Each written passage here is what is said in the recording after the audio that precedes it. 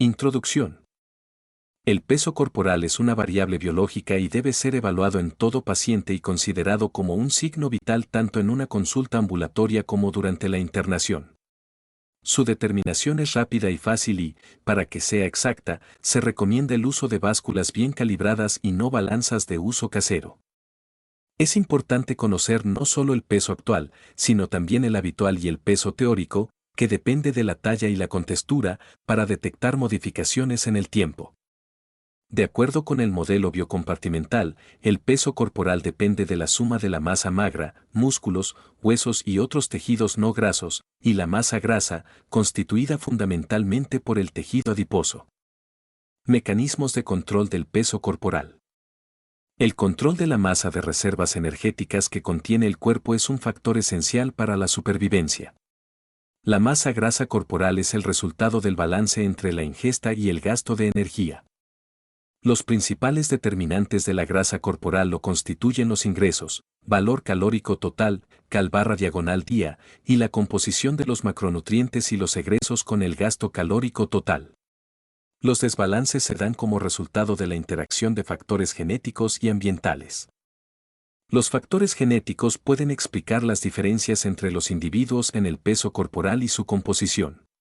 Evolutivamente se puede decir que los genes son permisivos para la ganancia de peso. Los sistemas fisiológicos protegen más ante la pérdida de peso que ante su ganancia, ya que históricamente fue más perjudicial la hambruna que la obesidad. La mayoría de las personas regulan su peso corporal dentro de un rango determinado. El cuerpo ha construido mecanismos que resisten intentos de cambiar su tamaño a largo plazo.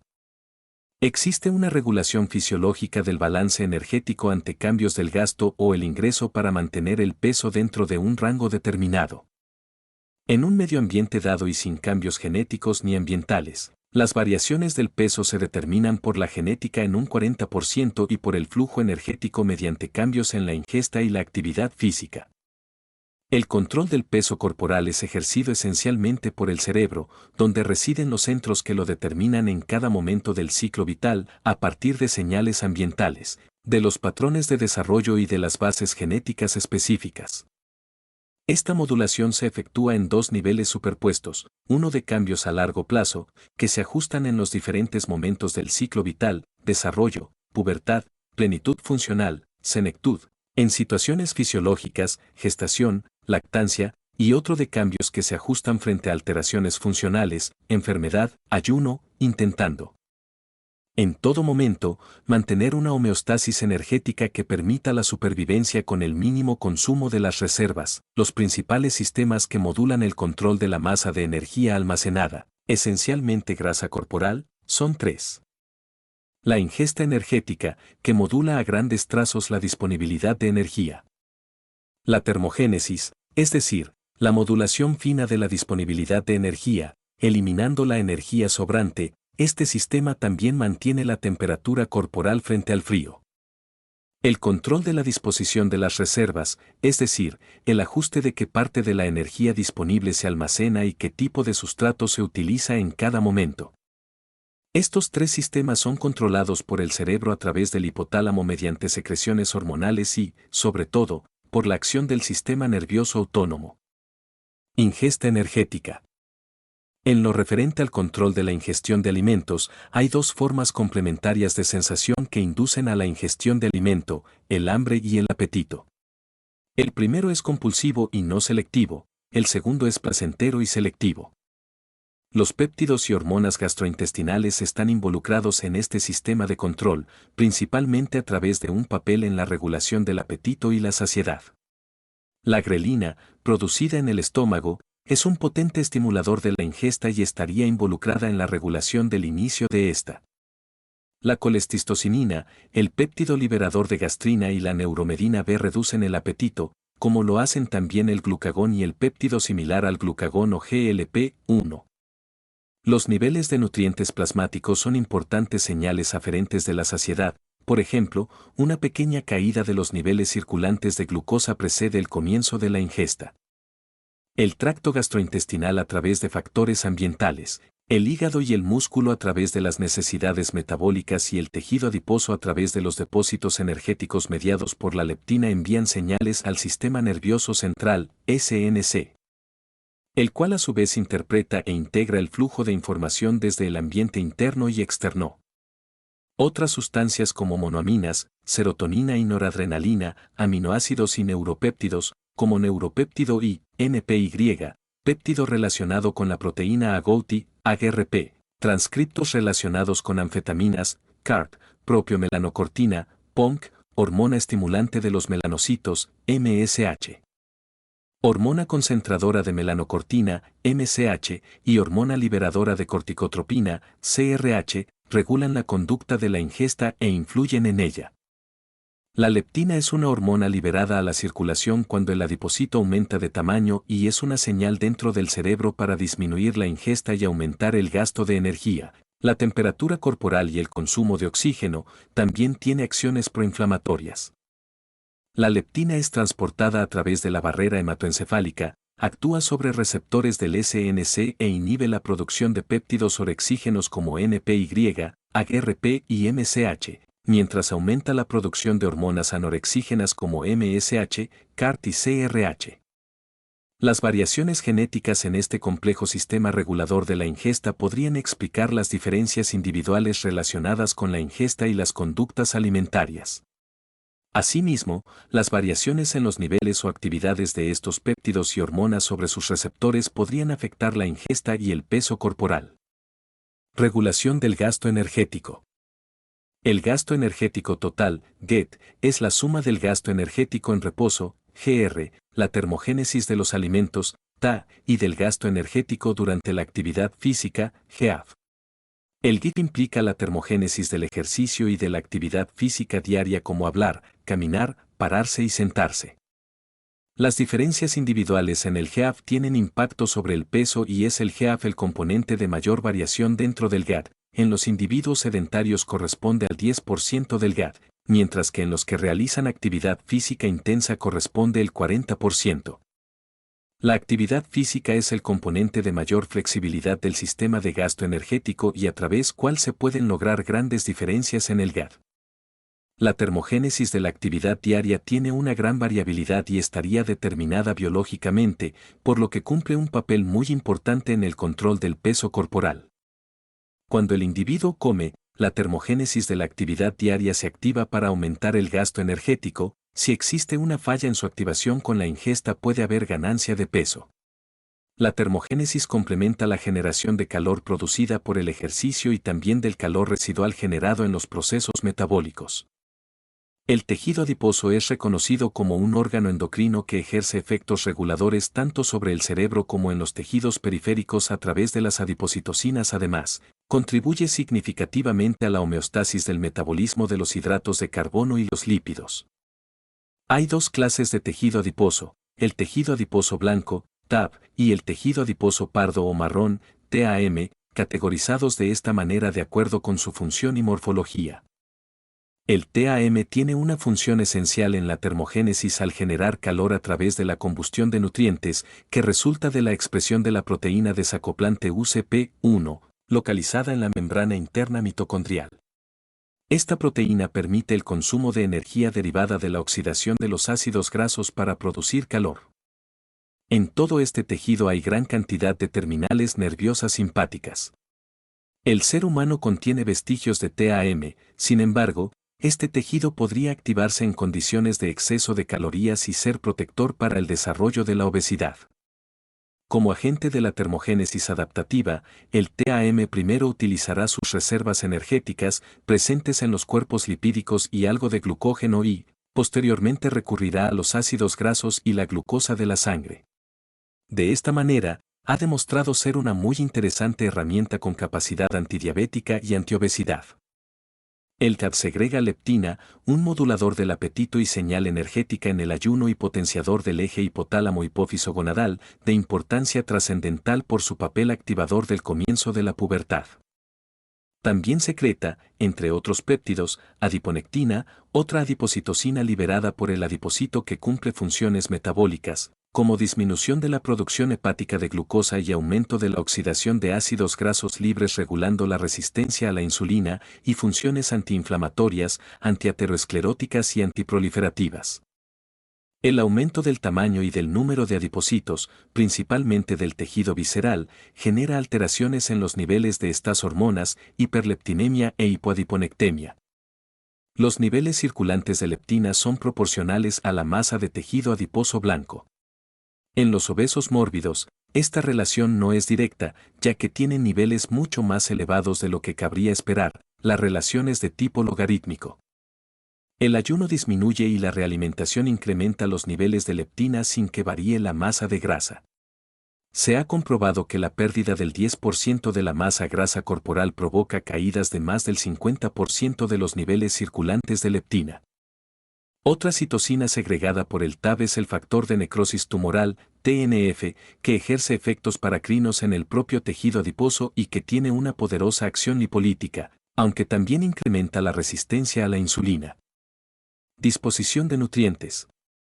En el control de la disposición de nutrientes participan la insulina, que es la principal hormona anabólica desde el punto de vista del almacenamiento de las reservas energéticas. El sistema nervioso autónomo, que puede modular la acción básica de la insulina. Los glucocorticoides, que evitan que se produzcan cambios importantes en los procesos energéticos. Se relacionan con el mantenimiento de los niveles de sustratos energéticos tanto de los circulantes como de los almacenados. La acción glucocorticoide también afecta el metabolismo mineral y provoca retención de agua y edema, así como pérdida de proteínas y minerales. La insulina potencia la captación de glucosa por los tejidos, la preservación de la grasa y la lipogénesis, de modo que en conjunto estimula el depósito de grasa. La secreción continuada de insulina en respuesta a estímulos metabólicos puede conducir, entre otros factores, a la aparición de resistencia a la insulina, caracterizada por una glucemia y una insulinemia elevadas al mismo tiempo. La resistencia a la insulina está en la base de buena parte de los efectos patogénicos de la obesidad. Esta resistencia es afectada por muchos agentes metabólicos, la mayoría de los cuales son segregados por el TAB, que tiene dos localizaciones, intraabdominal o visceral, 20% de la grasa total, y subcutáneo, 70% de la grasa total, el 10% restante es muscular. Las funciones endocrinas del tejido adiposo blanco son cada vez mejor conocidas y trascendentes.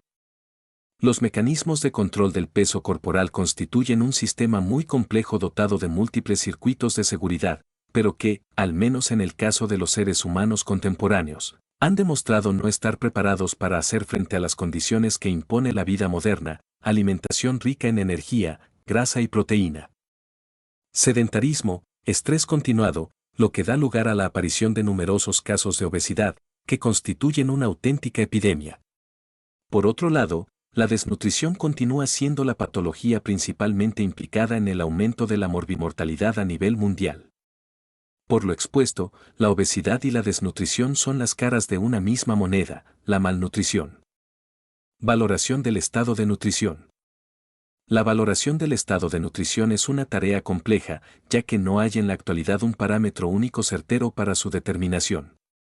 Por este motivo, existen numerosos parámetros y, entre ellos, los clínicos son los más accesibles, dado que pueden obtenerse en la consulta. Los parámetros utilizados para la evaluación del estado de nutrición son 1. Métodos clínicos, valoración nutricional clínica. 2. Métodos bioquímicos. 3. Evaluación de la inmunidad. 4. Métodos por imágenes. 5. Métodos isoeléctricos. 1. Valoración nutricional clínica. Incluye la anamnesis, la exploración física y la medición de determinados parámetros antropométricos. Anamnesis comprende la consulta sobre los hábitos alimentarios, el peso actual y habitual y el hábito defecatorio. Se debe investigar también sobre intolerancias alimentarias y la presencia de náuseas, vómitos y diarrea. Se preguntará, además, sobre antecedentes familiares, ocupación, actividad física e ingesta de fármacos. Examen físico, incluye el examen físico general por aparatos y sistemas y la determinación de parámetros antropométricos. Índice de masa corporal, IMC. El IMC, que se obtiene dividiendo el peso en kilogramos por la altura en metros cuadrados, se ha convertido en el dato preferido para la valoración nutricional porque su valor es relativamente independiente de la talla y se aplica tanto a hombres como a mujeres. Los datos procedentes de los países en desarrollo indican que el IMC se correlaciona mejor con la evolución del paciente que el peso y la talla. Se debe tener en cuenta que la principal variable de confusión que limita el valor del peso y la talla como índices de desnutrición proteico-calórica es la tendencia a la retención de agua en algunas enfermedades, caso en el que la ganancia de peso no refleja un aumento de la masa corporal magra ni del contenido proteico. La retención de líquidos es un problema en los pacientes con desnutrición hipoalbuminémica debido a los efectos de la aldosterona, la hormona antidiurética y la insulina estimuladas por la respuesta de estrés, que producen retención de sodio y agua. Circunferencia de la cintura abdominal. Perímetro de la cintura es útil para determinar la presencia de obesidad abdominal y se relaciona con un aumento del riesgo de padecer enfermedades cardiovasculares cuando supera los 102 centímetros en los hombres y 88 centímetros en la mujer. Se mide de pie, con el torso desnudo y en expiración y el médico frente al paciente.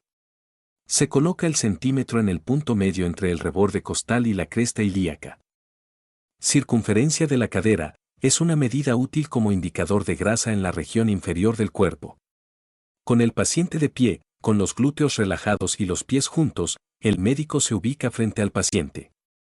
Rodeando con la cinta métrica la cadera a nivel del máximo relieve de los trocánteres mayores, en general coincide con la sínfisis pubiana. Índice cintura/diagonal cadera, es un indicador de grasa en la región inferior del cuerpo. La relación entre la medición de la circunferencia abdominal y la cadera, determinada a nivel de los trocánteres mayores, informa sobre la distribución de la grasa. Se considera obesidad androide si el índice es 1 en los hombres y mayor que 0,9 en las mujeres. Y obesidad ginecoide cuando es 0,85 en los hombres y menor que 0,75 en las mujeres.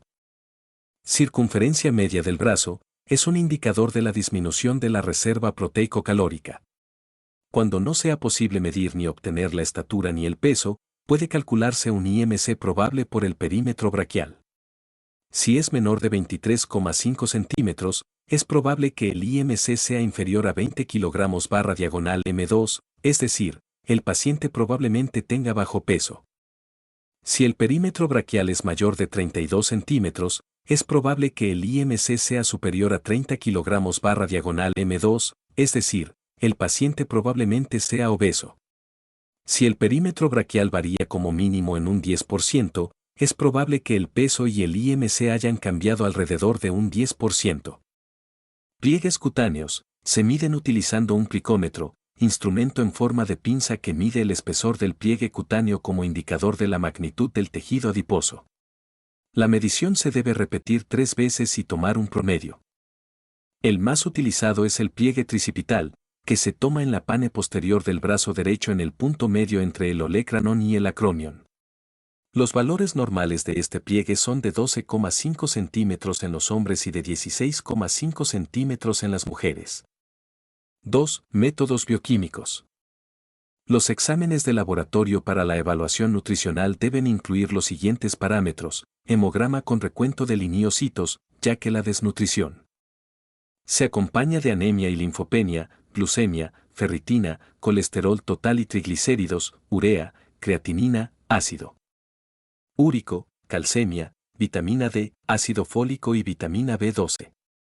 El índice creatinina/diagonal talla se calcula con el valor de la creatinina en la orina de 24 horas dividido el valor de la creatinina ideal en la orina de 24 horas para el sexo y la talla.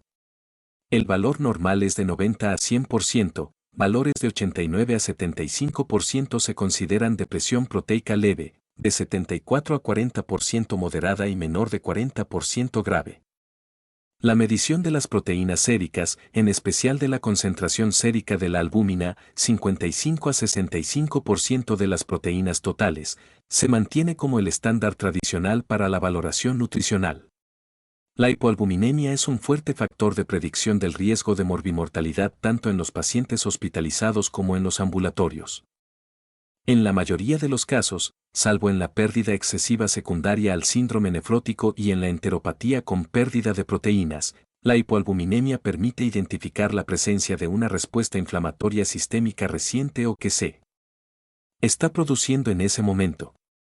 Se considera que un valor de albúmina sérica inferior a 3,5 G/diagonal-DL indica una respuesta inflamatoria sistémica leve, mientras que un valor inferior a 2,4 G/diagonal-DL corresponde a una respuesta inflamatoria grave que produce anorexia, limitación de la ingesta alimentaria y un aumento del catabolismo proteico, con la consiguiente aceleración del desarrollo de la malnutrición proteico-calórica. Con una vida media de 18 a 20 días y un índice de recambio fraccional de alrededor del 10% al día, las concentraciones de albúmina tardan unas 2 semanas en recuperar sus valores normales con una alimentación adecuada una vez que la respuesta de estrés ha remitido. Si persiste la inflamación sistémica, una alimentación adecuada no aumenta la concentración sérica de albúmina, aunque sí produce beneficios nutricionales importantes en lo que se refiere a la cicatrización de las heridas y a la función inmunitaria. Las concentraciones de otras proteínas como la prealbúmina, 0,2-0,4 G/diagonal-DL, con una vida media de 2 a 3 días, y la proteína fijadora de retinol, 30 a 60 mg/diagonal-L, con una vida media de 12 horas, también disminuyen de manera aguda con las lesiones y responden con mayor rapidez cuando la inflamación sistémica remite. El balance nitrogenado evalúa los cambios en la composición proteica corporal. El 16% de las proteínas es nitrógeno. En los individuos sanos el balance de nitrógeno es cero o neutro, ya que la cantidad de proteínas ingeridas es igual a la cantidad de nitrógeno eliminado por orina, heces, piel y otros. El balance se determina analizando la ingesta de proteínas por 3 días y la urea urinaria como medida del nitrógeno. En situaciones de catabolismo proteico aumentado como el estrés, la desnutrición, la insuficiencia renal u otras causas de pérdida de peso, el balance nitrogenado es negativo. 3. Evaluación de la inmunidad. El recuento de linfocitos y las pruebas de hipersensibilidad cutánea son marcadores del contenido proteico visceral. 4. Métodos por imágenes. Tomografía computarizada, TC evalúa el volumen de los órganos, la distribución del tejido graso subcutáneo y visceral y la composición de los miembros. En el brazo proporciona resultados más exactos que la antropometría en pacientes obesos. Resonancia magnética, RAY es un método seguro y preciso para evaluar la composición corporal y es capaz de discriminar el tejido adiposo con gran exactitud. Es muy precisa para evaluar el tejido magro, en especial en los miembros, y tiene muy buena correlación con la densitometría. 5. Métodos bioeléctricos. Se basan en principios físicos como la diferente capacidad de conducción o de resistencia que ofrecen los tejidos al paso de una corriente eléctrica. Los más utilizados son la bioimpedancia eléctrica, BI, y la conductibilidad eléctrica corporal total, TOBEC, por su sigla en inglés. Bioimpedancia eléctrica se basa en la aplicación de una corriente eléctrica de bajo potencial e intensidad a distintas frecuencias que se transmite de forma distinta a través de los tejidos magros y adiposos, con una conducción mayor por el primero. Es un método preciso para determinar el volumen de los líquidos corporales y la masa libre de grasa, mLg, en pacientes estables y en personas sanas. Tiene el inconveniente de ser muy sensible a los cambios bruscos en el contenido líquido del organismo que pueden inducir a error. Entre sus ventajas se destacan su bajo precio, fácil transporte, inocuidad, sencillez de manejo y baja variabilidad interobservador. En general, se considera una masa adiposa insuficiente si es menor del 12% en los hombres y del 20% en las mujeres y excesiva si es mayor del 25 y 33% respectivamente. Conductibilidad eléctrica corporal total, TOBEC se basa en los cambios en la conductibilidad eléctrica de una persona cuando se la coloca en un campo electromagnético. Es una técnica rápida, sencilla, segura y no invasiva que puede identificar pequeños cambios en la composición corporal, pero es cara y el equipo no es transportable. El paciente con pérdida de peso. La pérdida de peso es un motivo de consulta frecuente de la práctica clínica diaria. Así como la pérdida de peso intencional en un paciente con sobrepeso u obesidad mejora las comorbilidades asociadas, una pérdida no intencional o involuntaria suele significar un problema médico o psiquiátrico importante.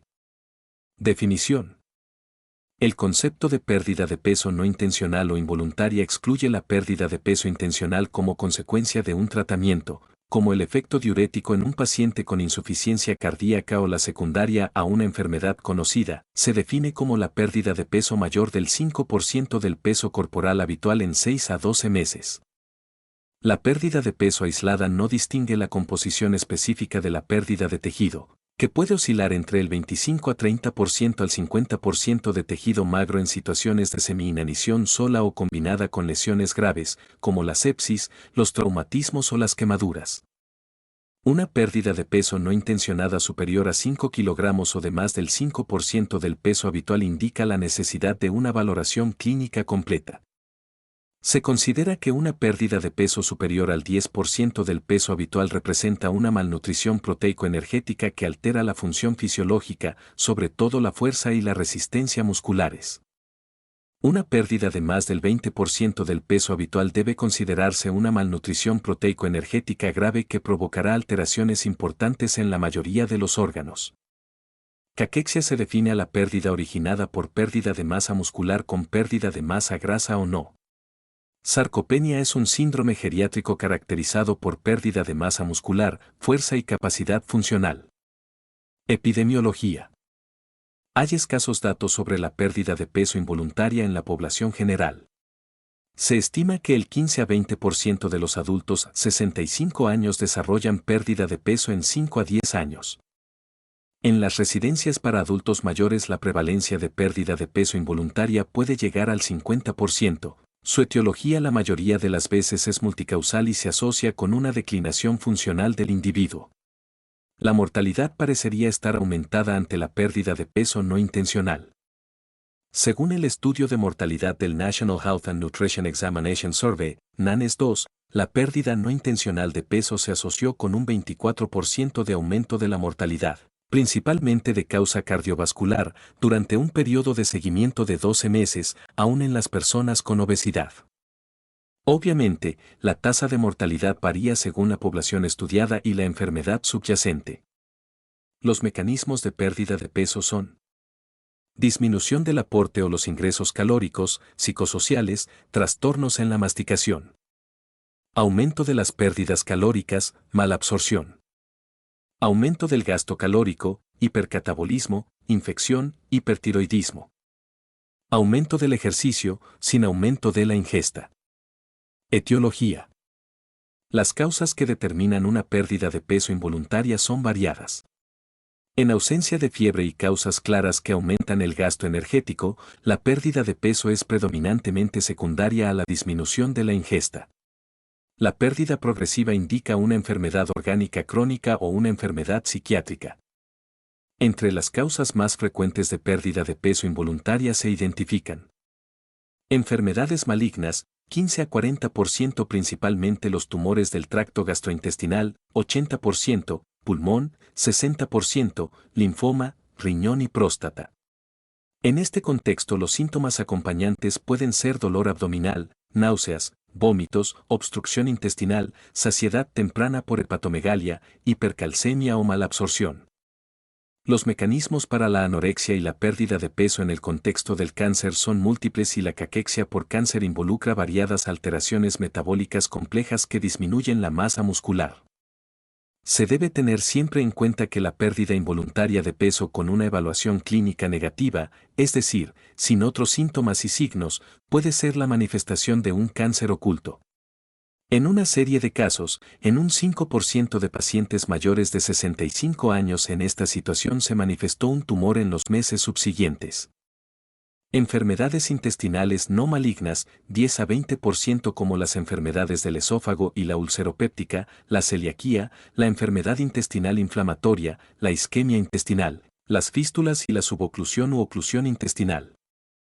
Los síntomas asociados pueden ser odinofagia, disfagia, dispepsia, diarrea, esteatorrea, sangrado digestivo y dolor abdominal. Causas psiquiátricas, 10 a 23%. La depresión corresponde al 31 a 58% de los trastornos psiquiátricos que causan pérdida de peso. También son causa la anorexia / bulimia y los estados maníacos, las paranoias y la hiperactividad. En este grupo se debe tener en cuenta el abuso de sustancias, diuréticos, laxantes, cocaína, marihuana, tabaco, alcohol, anfetaminas, acompañado o no de trastornos psiquiátricos de la alimentación. Endocrinopatías. El hipertiroidismo puede producir tanto hiperfagia como anorexia con pérdida acelerada de peso, esto último más frecuente en los adultos mayores. La diabetes descompensada en presencia de insulinopenia es causa de polidipsia, poliuria, polifagia y pérdida de peso. Dentro de la diabetes tipos 1 y 2, otra causa de pérdida de peso es la presencia de complicaciones crónicas como insuficiencia cardíaca, neuropatía caquéxica y enfermedad renal progresiva. La insuficiencia suprarrenal crónica produce pérdida de peso asociada con deshidratación, anorexia, fatiga y debilidad. El feocromocitoma, por su estado hiperadrenérgico, produce pérdida de peso con aumento del apetito, aunque solo el 5% de los pacientes refieren pérdida de peso. Infecciones, son ejemplos el virus de la inmunodeficiencia humana, HIV, la tuberculosis, la hepatitis C y las parasitosis. Reumatológicas, artritis reumatoide, arteritis de células gigantes, esclerodermia. Insuficiencia cardíaca, EPOC, enfermedad renal crónica. Neurológicas, demencia, enfermedad de Parkinson, accidente cerebrovascular, esclerosis lateral amiotrófica.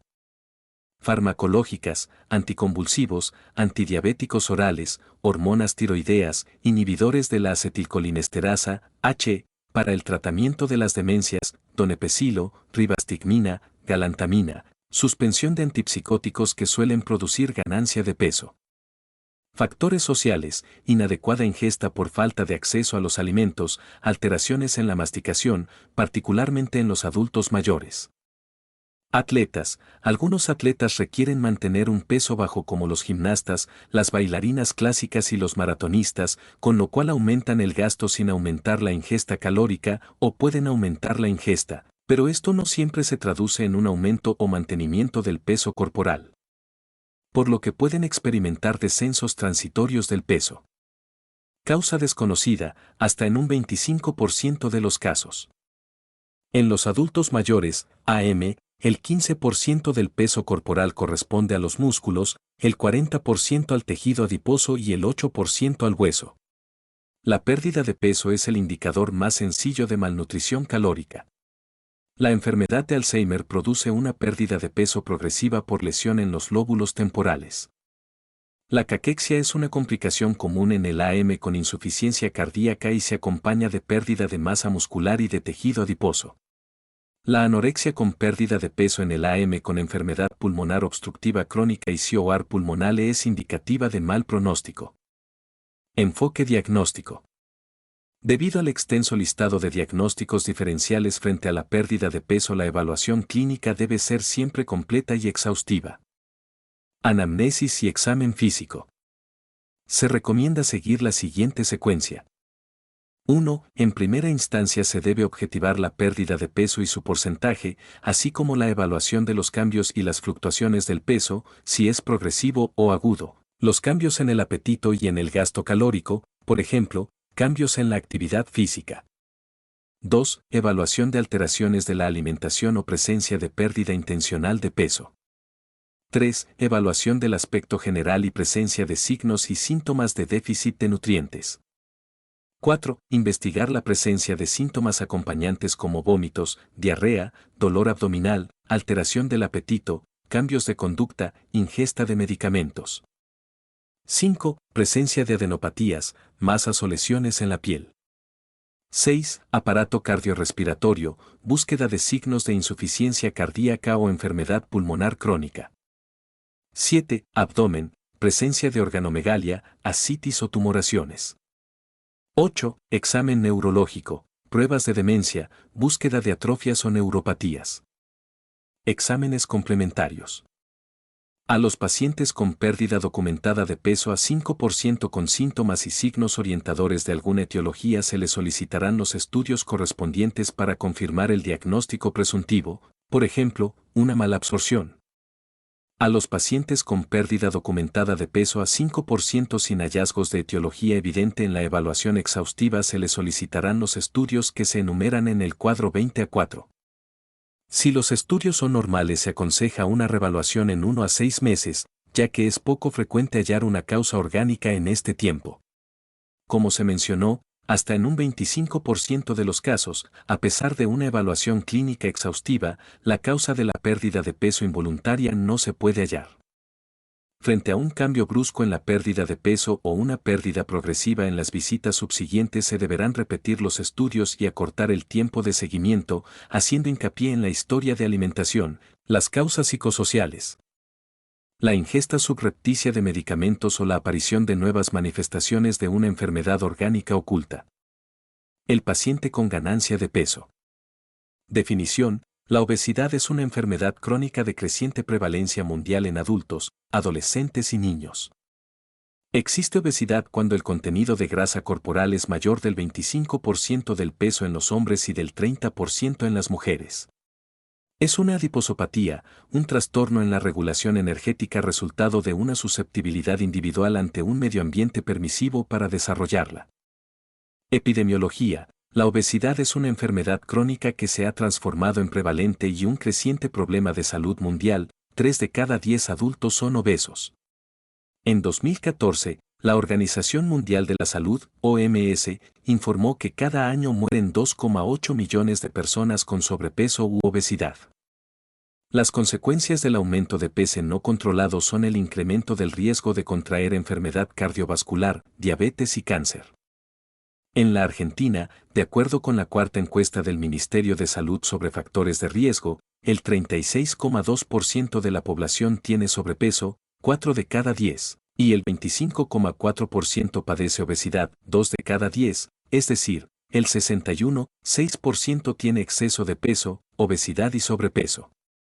La asociación de obesidad y diabetes tipo 2 se considera una pandemia gemelar. El 90% de las personas con diabetes son obesas, que presenta, como tercer compañero, la enfermedad cardiovascular. A partir de un IMC 25 kg/m2, cada 5 kg/m2 de aumento en el IMC implica un incremento significativo de la mortalidad por enfermedad coronaria, diabetes, insuficiencia renal crónica, accidente cerebrovascular y cáncer. En las personas con un IMC de 30 a 35 kg/m2 la sobrevida disminuye entre 2 y 4 años y, para aquellos con un IMC de 40 a 45 kg/m2, se reduce entre 8 y 10 años, similar a la reducción asociada con el tabaquismo. Fisiopatología. Con respecto a la grasa corporal, su importancia radica no solo en su cantidad, sino en el sitio donde se deposita. La grasa intraabdominal es más importante, en cuanto al riesgo cardiovascular, que la grasa subcutánea de la pared abdominal y de la depositada en la pelvis y las piernas. Una vez que se deposita en el retroperitoneo, el mesenterio y el omento, los adipocitos se activan, hipertrofian e inflaman y liberan las adipocitocinas. Cuando la grasa se deposita en las células como triglicéridos tiene un efecto inerte para la célula y significa depósito de energía para su futuro consumo. El tejido subcutáneo periférico en la pelvis y las piernas es el primer sitio de depósito de los triglicéridos y existe un límite individual de cuánto puede depositarse en este espacio. Una vez repletos estos depósitos, la grasa se deposita en el compartimiento intraabdominal y luego en las células del hígado y del tejido muscular fuera del tejido adiposo. La grasa depositada ectópicamente en el hígado y en el músculo también aumenta el riesgo de diabetes y de enfermedad cardiovascular. Cuando la célula está repleta de triglicéridos se vuelve disfuncional, ya que los ácidos grasos no pueden ser utilizados como fuente de energía en el metabolismo ni depositados como reserva, con lo cual los triglicéridos se depositan como monoglicéridos y diglicéridos, que son tóxicos para la célula. Generan lipotoxicidad e inician las señales de inflamación, conformación de colágeno y fibrosis en el tejido adiposo inflamado. Este estado de lipotoxicidad e inflamación crónica con liberación de adipocitocinas e infiltración de los macrófagos genera insulinoresistencia y formación de grasa desde la glucosa, proceso denominado lipogénesis. Las mujeres tienen mayor capacidad de depósito que los hombres en los sitios primarios periféricos y tienen mayor masa de grasa corporal. Esto explica la diferencia de la forma corporal con sobrepeso y obesidad. Las mujeres adquieren una forma ginecoide de distribución inferior de la grasa y los hombres adquieren adiposidad superior o tipo androide. Enfoque diagnóstico. Se debe realizar el rastreo rutinario de sobrepeso y obesidad, ya que su práctica es poco frecuente en la rutina diaria. El cálculo del IMC es el primer paso para determinar el grado de sobrepeso u obesidad. Es fácil de medir, confiable y se correlaciona con el porcentaje y la masa de grasa corporal. Se debe tener en cuenta que el IMC puede sobreestimar la menor cantidad de grasa en las personas con sobrepeso, pero con aumentada masa muscular y subestimarla en las personas con pérdida de la masa muscular como en el caso de los adultos mayores. La clasificación está basada en el riesgo cardiovascular según la OMS para personas caucásicas, hispánicas y negras. Se debe medir la circunferencia abdominal en los pacientes con sobrepeso o como una medida del contenido de grasa abdominal que no puede ser detectada con el rango de IMC. Los valores 102 centímetros en los hombres y 88 centímetros en las mujeres se consideran indicadores de riesgo cardiometabólico. Asimismo, se debe medir en los pacientes con un IMC de 25 a 35 kg/m2 a fin de identificar a los individuos con alto riesgo de morbimortalidad cardiovascular. En aquellas personas con un IMC 35 kg/m2 no es necesario medirla, ya que este valor se asocia per se con un aumento de la circunferencia y mayor riesgo cardiovascular y no aporta más información. Anamnesis. Se debe preguntar sobre el inicio de la obesidad y los antecedentes de obesidad en la infancia. Los niños con bajo peso al nacer y que aumentan de peso en los primeros 10 años de vida tienen mayor riesgo de contraer diabetes en la edad adulta. El riesgo de cualquier grado de obesidad es mayor cuando ésta comienza antes de los 40 años.